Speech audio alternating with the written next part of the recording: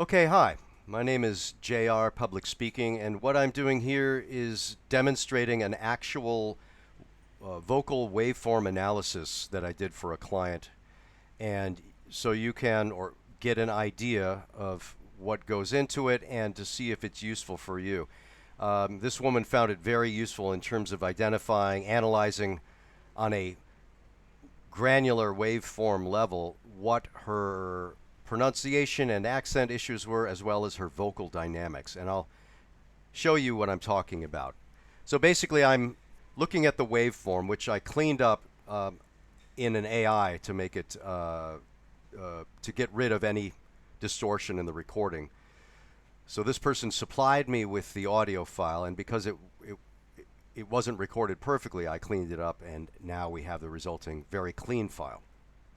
I'm going to go through, and you'll see notes here at the top, and these notes are what I use to identify accent issues, some issues related to dynamics, articulation. So for example, if the person is speaking too rapidly, which happens a lot with non-native speakers of English, you'll see what I mean. And down here I've got the Melodyne pitch analysis and adjustment to demonstrate for the client different intonation variations. So when I go through this live, usually with a client on a screen share, what I'm doing now is recording it for you and for others to take a look at in case you're interested in something like this. So I'll start here.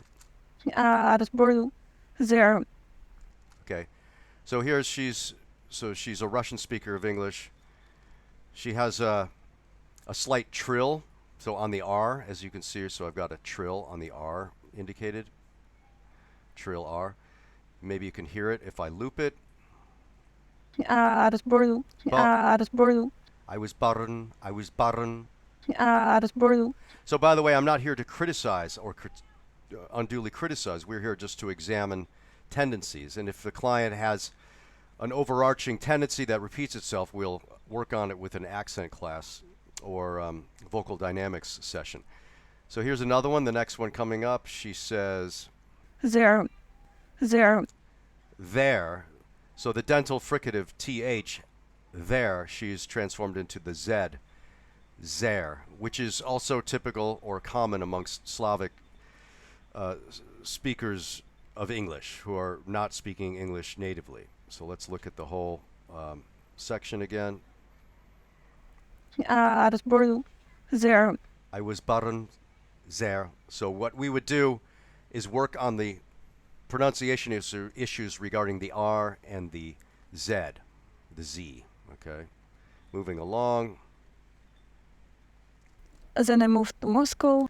So she does it again. There's another TH dental fricative transformed. She lets it slip into a Z. So we would want to correct that with our ongoing accent sessions. Then I moved to Moscow. Zen, zen. Then I moved to Moscow. Then I moved to Moscow. Okay. I also point out good stuff too. So Moscow. I lived in Moscow for 15 years. And 5 years ago, I relocated to the Netherlands. okay, so 5 years ago I relocated. So there's a word stress issue. The stress should be on the second syllable, relocated, and here she modifies it to And 5 years ago, I relocated to the relocated to the third syllable. So we want to shift that stress to the second syllable. Netherlands. And 5 years ago, I relocated to the Netherlands. And 5 years. I relocated. Again, the dental fricative is being converted to a Z sound. So we now know after 3 occurrences, it's probably systemic with this person. And it's one of the top sounds to phonemic sounds to correct. Relocated to the Netherlands. I studied here. Had a slight vowel shift here, so instead of studied with she says studied. That's also typical Slavic speaker. So speakers from other countries, for example, from Italy or Spain, you might have other different tendencies. Or speakers from India, speakers of English from India, they'll have very unusual intonation patterns, and we will use this to identify, analyze, and root out sort out your intonation issues. So let's listen to her I again. studied here. I studied here. Not too bad. It doesn't get in. So studied. We want studied. Uh. So. So here's a good one. Well, in this stretch, she speaks very rapidly. Let me get this. So she could probably have used better articulation here, and we would do articulation exercises. A full-time international MBA 1 year, and after that I was working in a full-time international MBA 1 year, and after that I was working in a full-time international MBA 1 year. So there's a pause in between full-time, the compound adjective, a full time. So she's probably thinking. Again, I'm not criticizing her. I'm just pointing out what's going on. So, and in fact, she has a very nice intonation here. I'll show you a natural intonation. And after that, I was working in a full-time international MBA 1 year. Full time. So this T here actually could be more aspirated. Full time versus full time. Da da, like dog. It's full time. So the shift from the aspirated sharp T to the D, the flattened T, is common with Slavic speakers of English, including Russians. So let's move on. Time international MBA 1 year. Full-time international MBA 1 year. So actually, she has a nice intonation here with MBA, and I pointed that out to her. And after that, I was working in a full-time international MBA 1 year. So full-time international MBA 1 year. And here, I'll show it to you down here in the pitch panel. So here's her intonation. She goes, a full-time international MBA 1 year, and after MBA 1 year. That's good intonation. MBA. So you can see down here how she's full-time international MBA 1 year. This is good and natural intonation. The raising of the tone there indicates that it's part of a list that the speaker is producing. So, on the other hand, imagine if there was no intonation. So this would be a flat intonation. A full-time international MBA 1 year. Actually, let's try this one. A full-time international MBA 1 year. A full-time international MBA 1 year versus MBA 1 year. A full-time international MBA 1 year. And that's her natural intonation. Full-time international MBA 1 year. This is now normal. Full-time international MBA 1 year, stepping down, and that intonation suggests, it's intuitive, I'm sure, on her part, and it's normal, natural speech that indicates it's part of a list of things we're talking about. An MBA 1 year, this the next year, stressing this word. So that's good. If it was flat. A full-time international MBA 1 year, and that would be less natural. A full-time international MBA 1 year, and MBA 1 year. It's not as good as MBA 1 year. A full-time international MBA 1 year, and so I think it was there. Anyway, I'll just do another one or two so you can get the idea of what the waveform analysis involves. Yeah, and after that I was working in different companies like... This was a little unclear articulation, so I made a note up here, articulation. Accenture, currently I'm working in Deloitte. Different companies like Accenture, currently I'm working in Deloitte.